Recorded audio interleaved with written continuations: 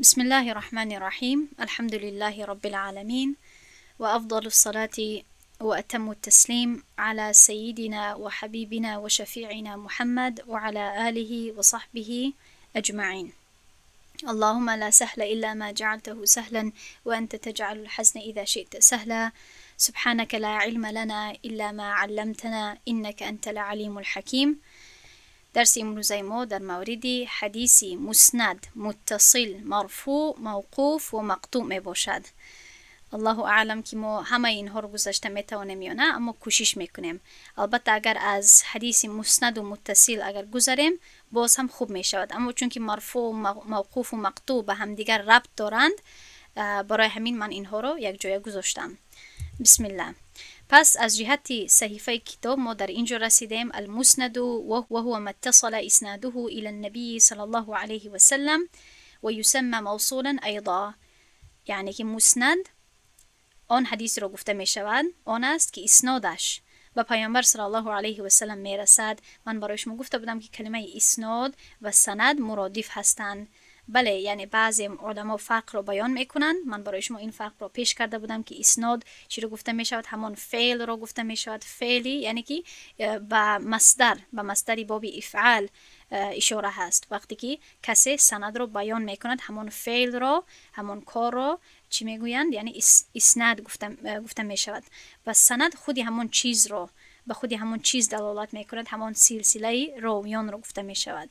و بعداً امام ابن ملقن میگوید که و یسمى که حدیث مسند را این چنین موصول هم مینامند. موصول هم بعضی ها میگویند، اما این با کثرت در کتاب های علمای متقدمین وجود دارد، نه علمای متأخرین. علمای متأخرین مخصوصا بعد از امام ابن حجر عسقلانی وقتی که نزهة النظر را تصنیف کرد و بعد از عصر امام ابن الصلاح الشهرزوری وقتی که یعنی کتابش را مقدمه ابن الصلاح را تصنیف کرد، بعد از این عصرهای هفتم و هشتم هجری علمای متأخرین، علمای بعد از این عصرها، بعد از این صدی ها زیادتر و بیشتر کلمه مسند را، اصطلاح مسند را استفاده میکنن، نه اینکه موصول. اما اگر کتاب های اولی رو نظر کنید، کتاب های مثلا امام خطیب البغدادی، کتاب امام شافعی و غیره، علمان متقدمین بیشتر کلمه موصول را استفاده میکردن یا احیانا. یعنی اکنون نظر کنیم حدیث مسند کدام حدیث رو گفته می شود. لغتا اسم مفعول من اسند بمعنى اضاف او نسبه. لغتا اسم مفعول هست از کلمه اسنده. خوب، یعنی که از باب افعل یفعل یا اکرم یکرم اکراما، از باب افعال هست. انشاءالله وقتی که صرف را سال آینده آموختید بعد خواهید فهمید که باب یعنی چی و معنای لغویش چی است. یعنی نسبت دادن، یعنی نسبت داده شده. این اسنده معنایش نسبت دادن هست، اما خود مسند یعنی نسبت داده شده، اسم مفعول هست. اما مهمتر چیست؟ معنای اصطلاحیش. اصطلاحا ما اتصل سنده مرفوعا الى النبی صلی الله علیه و سلم. اصطلاحا حدیث است که سند آن پیوسته باشد، یعنی که متصل باشد و این چنین منصوب به پیامبر صلی الله علیه و سلم باشد، یعنی که مرفوع. متصل و مرفوع وقتی که یک جای می شود این حدیث رو مسند گفته می شود و ان شاء الله در صحیفه های پیش متصل و مرفوع را هم جدا شما می آموزید. من به شما پیش میکنم. یعنی حدیث مسند چیست؟ خلاص حدیثی که هم سندش پیوسته باشد از اول تا آخر و هم متنش با پیامبر صلی الله علیه و سلم منسوب داده شد، یعنی که از پیامبر صلی الله علیه و سلم قول باشد یا فعل باشد و غیره. مثال حدیث مسند. زیادی وقت برای حدیث مسند آنقدر چی طوری که برای حدیث صحیح مثال پیش کردن نمی شود، چون که همه شرایطش پره هست. همین خیلی هم برای حدیث مسند من آنقدر حس نمی کنم، فکر نمی کنم که ضروری هست که من مثال پیش کنم، اما باز هم پیش کردم چون که در اینجا یگام یعنی از جهت شرط خیلی، از جهت دیگر شرط ها می تواند که شرطی را از دست داده باشد، اما از جهت اتصال سند پره هست و از جهتی که به کی نسبت داده شده است، از این جهت هم به پیامبر صلی الله علیه و نسبت داده شده است. پس در اینجا نظر کنید. این است سند حدیث. حدثنا عبدالله بن یوسف عن مالک عن ابي الزناد عن الأعرج عن ابي هريرة رضي الله عنه قال ان رسول الله صلى الله عليه وسلم قال اذا شرب الكلب في اناء احدكم فليغسله 7. این حدیثی صحیح بخاری هست از بابی اذا شرب الكلب في اناء، خیلی کتابی وضوء. در اینجا ترجمهش رو نوشتم. از عبدالله بن یوسف روایت هست که از امام مالک روایت میکند و امام مالک از ابو الزناد و آن کس از اعرج و آن کس از ابو هریره رضی الله عنه نقل کرده است که رسول الله صلی الله علیه و سلم فرمودند اگر سگ از ظرف یکی از شما نوشید آن را 7 مرتبه بشویید. البته به فقه حدیث داخل نمیشویم. آیا این از جهت فقه همین در مذهب حنفی همین فتوا را داده می شود یا آیا ما پیروی از دیگر حدیثی می کنیم و غیره یا از دیگر دلیل شرعی؟ این یک یعنی بحثی جدا هست. اما از جهت مثال این حدیث است که از جهت سندش از اولی سند تا آخر تا پیامبر صلی الله علیه و سلم پیوسته هست. هر یکی از آنها از شیخش حدیث رو شنیده است و از جهتی که به کی نسبت داده می شود همین متن، گپی کیست، فعل کیست، آیا از آن پیامبر صلی الله علیه و سلم هست یا از آن صحابی هست یا تابعی، این متن از کیست، گپی کیست، قولی کیست، از پیامبر صلی الله علیه و سلم. پس چون که صفتی نسبت دادن به پیامبر صلی الله علیه و سلم در اینجا هست و این چنین صفت اتصال سند هم در اینجا وجود دارد، این حدیث را حدیثی مسند گفته می شود. خوب، دوام میدیم اکنون به صحیفه بعدی همین کتاب التذکره فی علوم الحدیث. کتاب صحیفه بعدی این اقسام را ذکر میکند و انشالله ما همه این اقسام را البته که نمیخونیم، اما تا مقطوع انشالله رسیدنی هستیم تا 5. پس از اول میخونم والمتصل. اول مسند رو ذکر کرد و الان متصل رو ذکر میکند. و هو متصل اسناده مرفوعا کان او موقوفا و یسمى موصولا ایضا. متصل حدیث است که سند آن پیوسته باشد، نوابسته از آن که منسوب به پیامبر صلی الله علیه و سلم هست یعنی مرفوع هست یا به صحابه یکی از صحابه منسوب باشد. این چنین آن را موصول نیز نامیده می شود.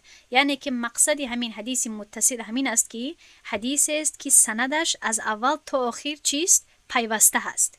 و من انشاءالله شاید تعریفی مسند و متصل و مرفوع به همدیگر خوانند، به همدیگر مانند معلوم شوند. اما من انشاءالله برای شما چی میکنم؟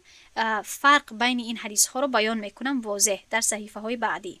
این رو حدیث متصل گفته می شود، یعنی که حدیثی که سندش از اول تا آخر پیوسته باشد، مکمل. خوب، هر شاگرد از شیخش شنیده باشد مستقیما حدیث را. و مرفوع وهو ما اضيف الى النبي صلی الله علیه و سلم خاصه متصلا كان او غیره. مرفوع آن حدیث است که به پیامبر صلی الله علیه و سلم مخصوصا نسبت داده می شود، خواه متصل باشد یا نه. یعنی که وقتی که متن حدیث به پیامبر صلی الله علیه و سلم نسبت داده می شود، یعنی که قول پیامبر صلی الله علیه و سلم هست یا فعل پیامبر صلی الله علیه و سلم هست یا تقریرش و غیره، این حدیث را حدیث مرفوع گفته می شود. و فرق نمی کند که حدیث متصل هست سندش یا اینکه منقطع هست، یعنی که پیوسته هست سندش یا اینکه شکسته. البته اگر سندش شکسته باشد این شاید حدیث رو ضعیف بسازد، اما باز هم حدیث رو از جهتی یعنی از جهتی که به کی نسبت داده می شود، از جهتی به کی نسبت داده می شود متن، از این جهت حدیث رو مرفوع گفته می شود. خوب، انشاءالله چی میکنیم؟ تا همین جا من میخونم و بعدا برمیگردیم به همین صحیفه. نزدیکتر نظر میکنیم حدیث متصل را از جهت لغوی. از جهت لغوی متصل لغة اسم فاعل من اتصل ضد انقطع ويسمى هذا النوع بالموصول أيضا. از جهت لغوی یعنی از جهت صرفی که انشاءالله امیدوارم که فعل خود را از یاد کرده استودید. از جهت صرفی این کلمه متصل اسم فاعل هست از کلمه اتصل. این تماما یک باب دیگر هست، یعنی ثلاثی مزید فی هست. اتصل از باب افتعال هست، اما انشاءالله سال آینده به این بخش میگذاریم. اسم فاعل هست، اتصل یتصل اتصالا فهو متصلون، اسم فاعل هست. خوب، یعنی کسی که کار رو انجام میدهد. اما در اینجا اونقدر کار انجام دهنده البته نیست، چون که ما درباره حدیث گپ میزنیم. اما اتصل یعنی پیوست شد، که برعکس انقطع هست و این از باب انفعال هست. انقطع یعنی قطع شد. این نوع خب یعنی متصل خودش معنای لغویش چیست؟ یعنی که حدیثی که پیوسته است، حدیثی که پیوسته است، پیوسته شده است، اگر من آسان کرده بگویم. و این نوع را نیز موصول نامیده می شود. چی طوری که بعضی علمای متقدمین، علمان اولی، چی طوری که مسند را هم بعضی وقت موصول می گفتن، همین خیل هم متصل را بعضی وقت موصول می نامیدند. و از جهت اصطلاحی حدیث متصل کدام هست؟ متصل سنده مرفوعا کان او موقوفا على من کان. حدیثی است که سند آن پیوسته باشد، نوابسته از آن که مرفوع باشد یا موقوف باشد. یعنی که نوابسته از آن که متن حدیث به پیامبر صلی الله علیه و آله نسبت داده شود یا به صحابه یا به تابعین رضی الله عنهم. یعنی که همین حدیث وقتی که کدام حدیثی که باشد یا از آن پیامبر صلی الله علیه و آله باشد یا از صحابی باشد یا از تابعی باشد، وقتی که سند همون حدیث پیوسته باشد مکمل از اول تا آخر، این را حدیثی متصل گفته می شود. خب من این را برای شما الکی فهموندم. اکنون داخل می شویم به حدیثی، البته حدیثی مرفوع، اما پیش از آن که به حدیثی مرفوع داخل شوم من برای شما یک بار می خواهم که به یادتون برسانم که ما اکنون چی میکنیم؟ حدیث رو به اعتبار منتهی سند نظر میکنیم.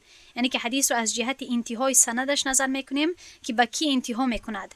حدیث میتواند که در اینجا نظر کنید یا اینکه با پیامبر صلی الله علیه و آله انتها کند، یعنی که قول یا فعل و غیره پیامبر صلی الله علیه و آله باشد، یا با صحابی انتها کند یا با تابعی انتها کند، یا البته میتواند که نسبتش به خود الله سبحانه و تعالی باشد که این را من در درس‌های بیقونیه یا درس‌های آینده میفهمانم. حالا میخواهم که به همین سه قسم شما توجه خود را بدهید، چون که مؤلف همین کتاب همین سه قسم را پیش کرده است.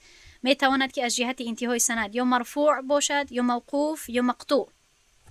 اکنون نظر میکنیم حدیث مرفوع را. لغة اسم مفعول من فعل رفع ضد وضع، كأنه سمي بذلك لنسبته إلى صاحب المقام الرفيع وهو النبي صلى الله عليه وسلم. از جهت لغوی اسم مفعول از فعل رفع یعنی که بالا کردن، خب بالا بردن است که این فعل رو شما باید بشناسید، چون که شما فعل های ماضیه رو الکی چی کردید؟ یاد گرفتید. رفعو رفعت. خب رفع او یک مرد بالا برد، بالا کرد در گذشته. خب که برعکس وضع هست، پس کردن. گویا یعنی که مرفوع چیزی که یعنی حدیثی که بالا برده شده است، بالا کرده شده است. گویا آن را به این نام نامیدن زیرا آن به صاحب مکانی بلند یعنی پیامبر صلی الله علیه و آله نسبت داده شده است از جهت لغویش. اما از جهت اصطلاحیش هو ما اضيف الى النبي صلی الله علیه و سلم من قول او فعل او تقریر او صفه. آن حدیثی است که به پیامبر صلی الله علیه و سلم منسوب شده است یا نسبت داده شده است، نوابسته از آن که گفته پیامبر صلی الله علیه و سلم هست یا عمل هست یا تقریر هست یا تصدیق، چنانکه که میدانید تقریر رو من برای شما فهموندم، یا صفتی او باشد، چی صفتی خلقی یا خلقی باشد. الکی من این مرفوع رو هم فهموندم. یعنی که مرفوع به سند غرض نیست، به سند یعنی اشاره نمی کند. مرفوع یعنی توجهی مرفوع بس به خود متن هست که همین متن به کی نسبت داده می شود، چون که می دانید که احادیث و آثار و اخبار می تواند که یا به پیامبر صلی الله علیه و آله نسبت داده شود یا به صحابی یا به تابعی. پس مرفوع بس به خود پیامبر صلی الله علیه و آله نسبت داده می شود. اما بله می تواند سند یا منقطع باشد، شکسته باشد یا پیوسته باشد. پس وقتی که خب می آیم به فرق انشاءالله بین این سه تا. اما بعضی مثال های حدیث مرفوع رو نظر کنید. امثله مثال حدیث مرفوع قولی می تواند که البته خودی متن حدیث می تواند که قولی باشد، چنانکه که گفتم قولی پیامبر صلی الله علیه و آله باشد یا فعلی باشد یا تقریری باشد یا وصفی باشد.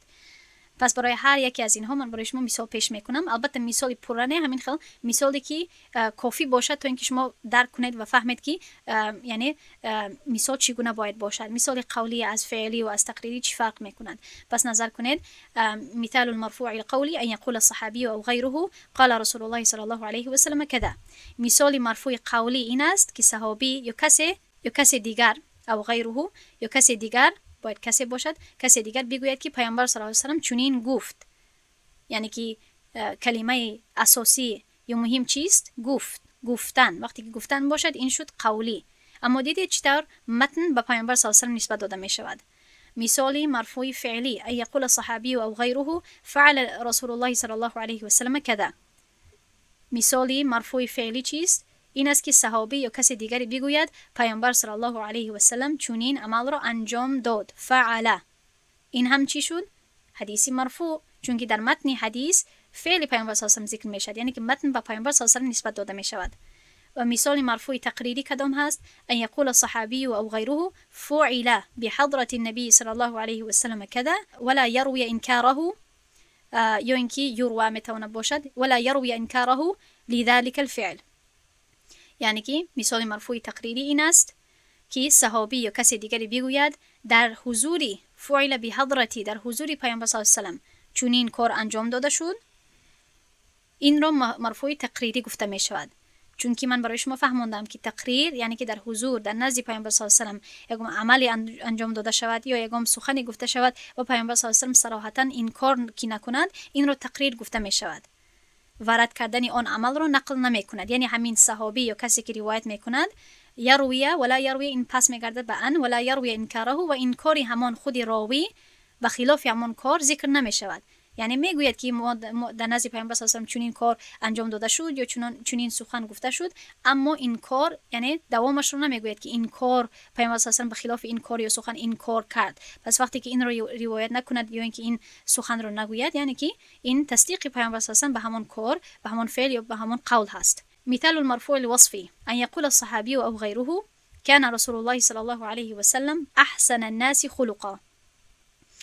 یعنی که مثال حدیثی مرفوع وصفی این است که صحابی یا کسی دیگر بگوید پیامبری الله یعنی رسول الله صلی الله علیه و سلم، پیامبر صلی الله علیه و سلم از همه آدمان با اخلاق تر بود یا بهترین، از همه بهترین بود از جهت اخلاقش، از همه مردم بهترین بود از جهت اخلاقش. پس در همه این حدیث ها اگر در متن این حدیث ها نظر کنید چی میبینید؟ میبینید که یک سخنه یا یک فعل یا تقریر و غیره به خودی پیامبر صلی الله علیه و سلم نسبت داده می شود. پس این رو مرفوع گفته می شود. اکنون تا اینجا آسان هست. من دو قسمی مرفوع رو برای شما پیش می کنم، اما زیاد در این بخش داخل نمی شوم. این گویم که یک قدم پیشتر هست، بالاتر هست، کمک شاید دشوار باشد، اما من بهترش این رو میدونم که اول این صحیفه رو پیش می کنم، صحیفه 12، و بعداً برمیگردیم به این صحیفه که شما سرگم نزنید. پس تا اینجا من برای شما تعریف حدیث مستند رو پیش کردم، تعریف حدیث متصل رو پیش کردم و تعریف حدیث مرفوع رو هم پیش کردم. من زیادی وقت اهمیت میدهم. من الحمدلله اصول الحدیث رو، مخصوصا همین مصطلح الحدیث رو چندین سال میشد با فضل و کرم الله درس میدهم و یک چیز رو که به من تجربه شده است که شاگردان تیز سرگو میزنن بین این سه قسم، و من این خیلی یک عکس رو، یک تصویر رو برای شما تیار کردم تا اینکه کمک درک کنید. متصل تنها اشاره میکند که سند حدیث از اول تا به آخر پورا پیوست هست. حدیثی متصل در این طرف چپ، الحدیث المتصل، فقط به سند حدیث اشاره میکند که سند حدیث از اول تا آخر چیست؟ پیوست هست، متصل هست. مرفوع در این طرف راست اشاره میکند که متن حدیث به پیامبر صلی الله علیه و آله نسبت داده می شود، اما سند میتواند یا پیوسته باشد یا شکسته. اما وقتی که هر دوی اینها رو ما یک جایه میکنیم، خب با یک دیگر جمع میکنیم، وقتی که هر دوی این صفت ها در حدیث وجود داشته باشد که سند حدیث هم متصل باشد و متن حدیث هم به پیامبر صلی الله علیه و سلم نسبت داده شود، این به سوم قسم را ایجاد میکند که حدیثی مسند گفته می شود. مسند وقتی که حدیث هم متصل و هم مرفوع هست، یعنی هر دوی صفت ها را دارد، آن را حدیثی مسند نامیده می شود. پس برای همین است که به این شکل من این را گویا که به این چی کردم؟ جمع کردم. وقتی که هر دویشون جمع می شوند، حدیثی مسند را یعنی حدیثی مسند به وجود می آید. امیدوارم که خوب فهمیدید. از جهت رنگ هم اگه سرخ را با کبود وقتی که الدرش میکنیم چی می شود؟ همین رنگ به وجود می آید، گویا که همین خیل برای شما پیش کردم. پس من امیدوارم که هر سه اقسام حدیث برای شما روشن باشد ان شاء الله. اکنون برمیگردیم به دو قسم مرفوع که میتواند که مرفوع یا مرفوع تصریحی باشد یا مرفوع حکمی. البته تعریفی که من پیش کردم در صحیفه قبلی در اینجا، این تعریفی حدیثی مرفوع اصلی هست یا مرفوع تصریحی. مرفوع تصریحی یعنی مرفوع روشن، حدیث مرفوع روشن صراحتا. وقتی که حدیث به طوری روشن به پیامبر صلی الله علیه و آله نسبت داده می شود، یعنی او چیزی گفته است، کاری کرده است یا چیزی در حضور او رخ داده است و او خاموش مانده است، این حدیث را حدیثی مرفوع تصریحی گفته می شود، چنانه که در همین صحیفه 9 برای شما پیش کردم. همین هست حدیثی مرفوع، یعنی حدیثی مرفوع تصریحی. اما اینش را حدیثی مرفوع حکمی، این اگر من اول چی میکنم؟ به لفظای آسان میگویم، بعد برای شما نوشته‌ام رو میخونم. این حدیثی است که اصلا از جهت ظاهر قول یا فعل صحابی می باشد، یعنی از جهت اصل موقوف می باشد که ما انشالله در این صحیفه بعدی می خوانیم که موقوف متن را گفته می شود که به صحابی نسبت داده شود.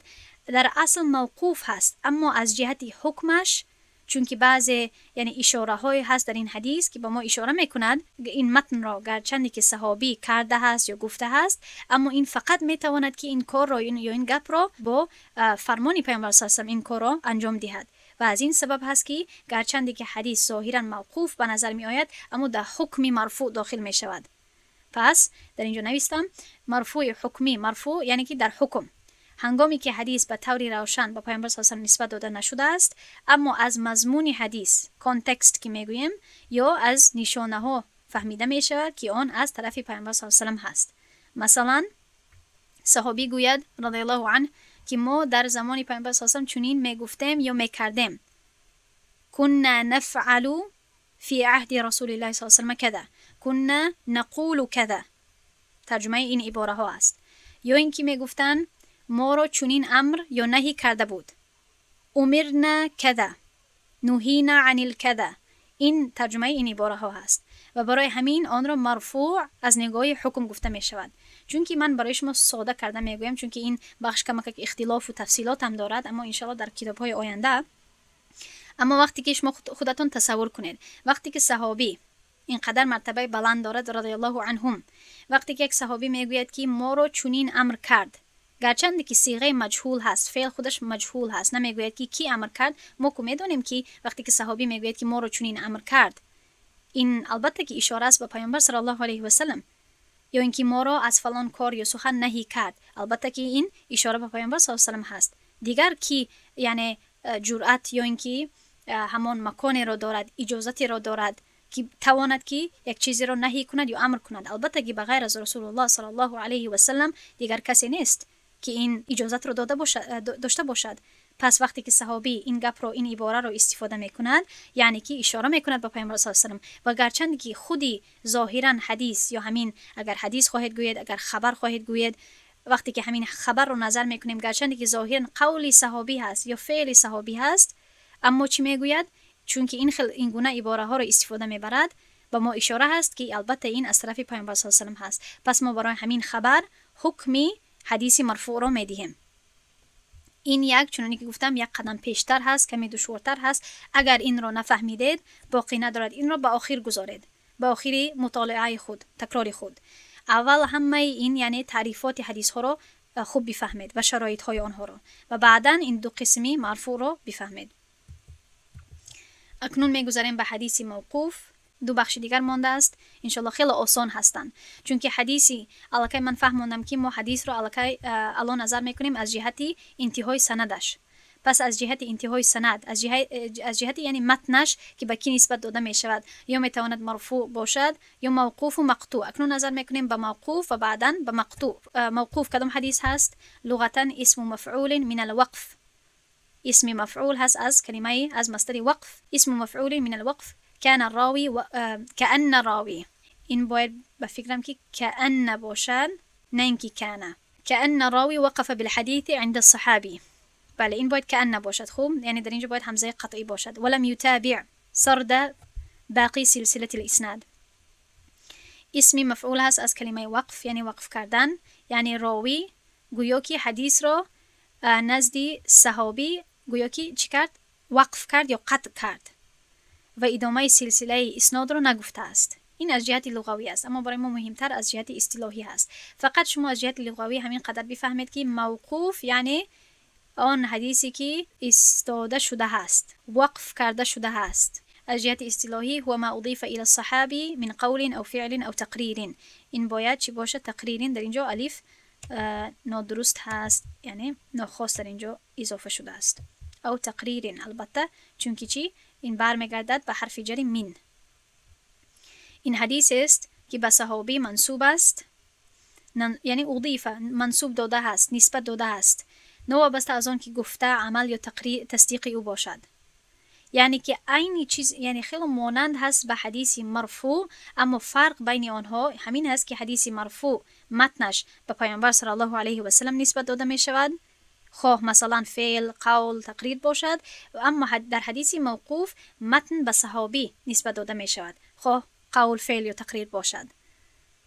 این را حدیث موقوف گفته می شود. و یعنی در اینجا یک مثال رو من برای شما پیش کردم که شیخ محمود طحن پیش می کند. البته مثال های بهتر هم هست اما وقت نداشتم که دیگر مثال ها رو پیش کنم. کتاب العلم در این را از بخاری گرفتم، صحیح البخاری. باب من خص بالعلم قوما دون قوم کراهیت الا یفهموا. در تحت همین باب امام بخاری همین عنوان باب را می آورد، یعنی با همین باب همین عنوان را می گذارد و بعدا می گوید وقال علی، و علی رضی الله عنه گفت. و ما می دانیم علی رضی الله عنه صحابی است. چی می گوید؟ حدث الناس بما يعرفون اتحبون ان يكذب الله و رسوله. چی می گوید؟ با مردم درباره چیزهای سخن گوید که آنها می فهمند، یعنی که با مردم به درجه آنها سخن گوید. آیا می خواهید که الله و پیامبرش دروغگو حساب شوند، یا اینکه یکذب می توانم که اینچنین ترجمه کنیم که انکار کرده شوند؟ یعنی خودی همین سخن علی رضی الله عنه خیلی پر از حکمت هست که متاسفانه خیلی مردم در این زمانه پیروی نمی کنند، قدر نمی دهند این سخن را. برای همین است که ما در دارالعلم بخارا با مشوره و انشالله که با حکمت پیش می رویم.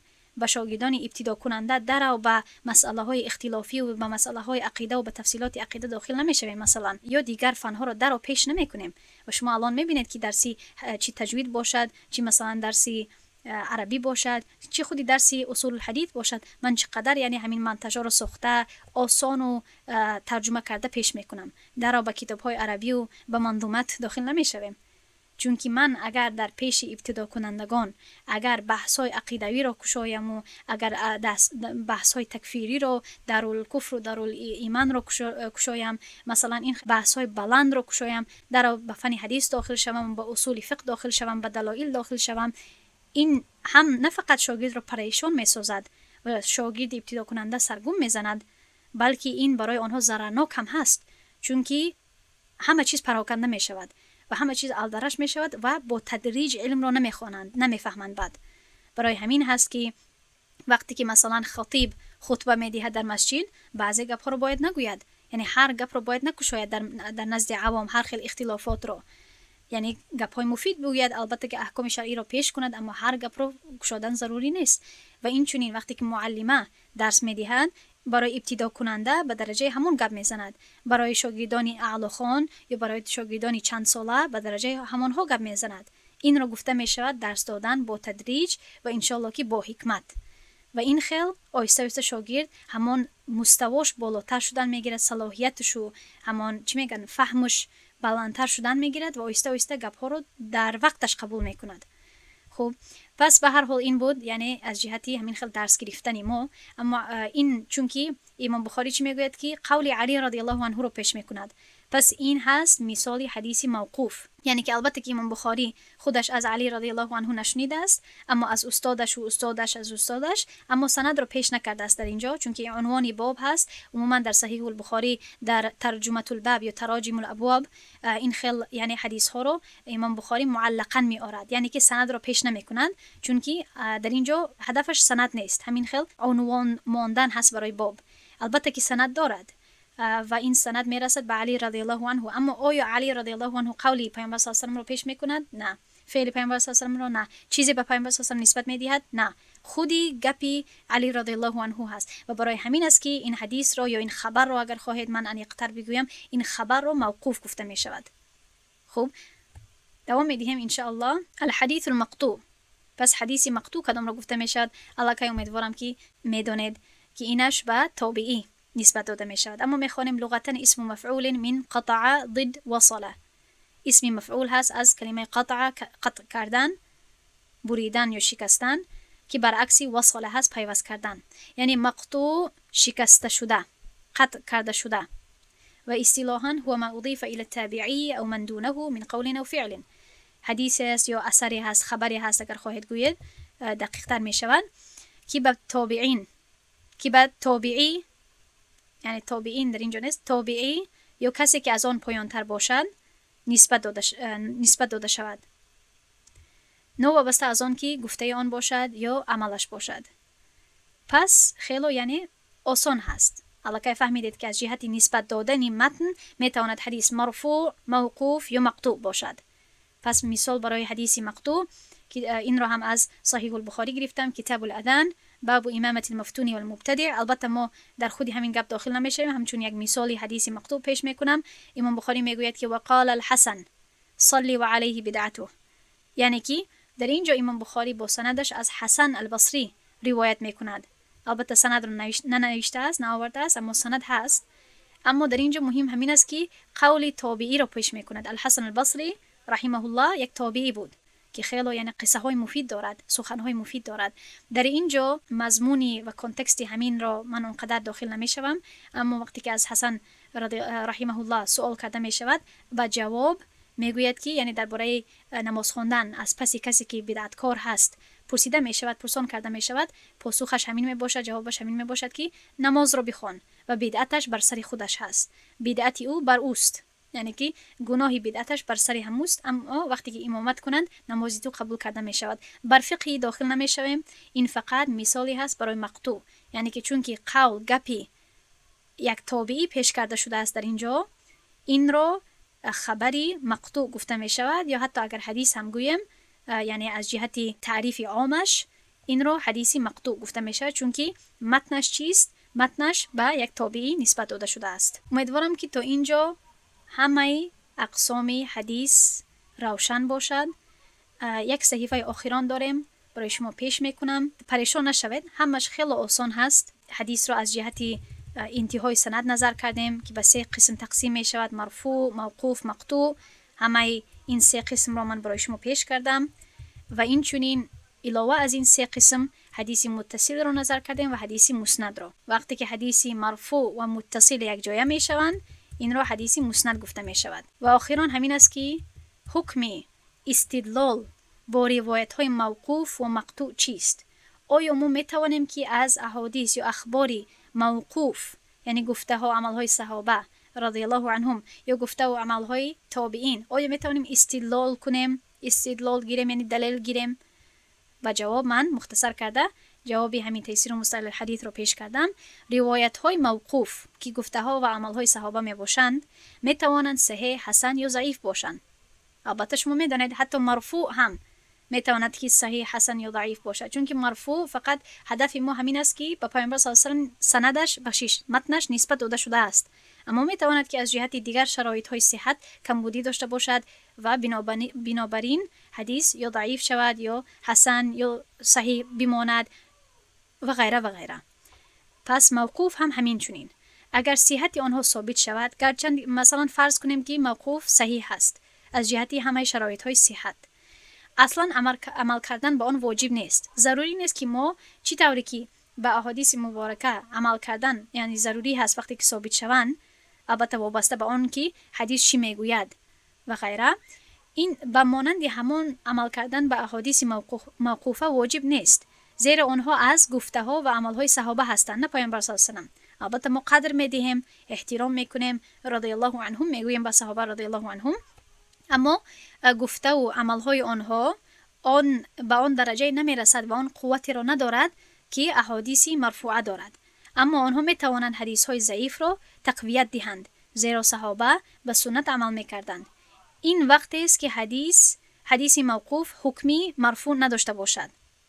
من برای شما چی طوری که گفتم که حدیث های مرفوع می تواند که 2 قسم باشد، یا خودی مرفوع اصلی که متصریحی میگوییم، یا می تواند که مرفوع حکمی باشد که به احادیثی که موقوف هستند اما در حکم مرفوع هستند اشاره میکند. بعضی حدیث های هست من فهمانده بودم که ظاهرا موقوف هستند، اقوال یا افعال صحابه رضی الله عنهم می باشند، اما چون که آنها از مضمون حدیث، از اشارات و دلالات حدیث ما یعنی فهمیده میتوانیم، قید کرده میتوانیم که صحابه این عمل رو، این گفته رو تنها از پیامبر صلی الله علیه و آله گرفته میتوانند، پس با آن حکم مرفوع رو میدهیم. این وقتی هست که موقوف در حکم مرفوع نباشد. اما اگر اینجا باید اگر باشد روایت حکم مرفوع رو داشته باشد، روایت موقوف حکم مرفوع رو داشته باشد، پس آن حجت می شود و عمل کردن به آن واجب هست، مثل روایت های مرفوع. این است.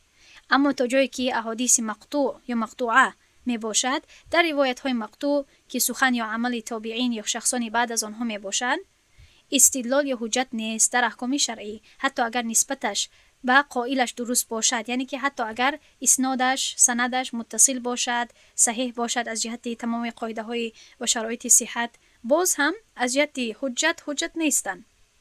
البته که به ما یک اشاره میدهند که تابعین این گونه کردن، این گونه گفتن، البته به ما اشاره میدهند، اما تا وقتی که گفته آنها، فتوای آنها بر منبع های شرعی، بر دلایل شرعی برقرار نباشند، گفته خودی، یعنی گفته خالی آنها را همچون حجت گرفته نمی شود، تا وقتی که البته بر اساس شرعی، بر منبع های شرعی برقرار باشند. این از آن سبب هست که آنها گفته های یکی از مسلمانان هست، نه پیامبر صلی الله علیه و آله. البته امیدوارم که این رو خوب فهمیدید.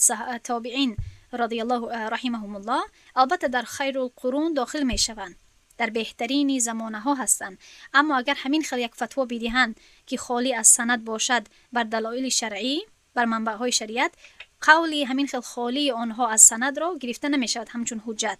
برای همین است که وقتی که ما به گفته های تابعین نظر میکنیم که از جمع تابعین خود امام ابو حنیفه رحمه الله می باشد، از جمع اتباع و تابعین دیگر امامان مذهب می باشد، ما گپی خود آنها را نمیگیریم، ما فتوای آنها را میگیریم که بر دلایل شرعی برقرار هست. در همین جا ان شاء الله درس را میگذاریم. سبحان الله و بحمده، سبحانك اللهم و بحمدك، نشهد ان لا اله الا انت، نستغفرك و نتوب الیک. السلام علیکم و رحمت الله و برکاته.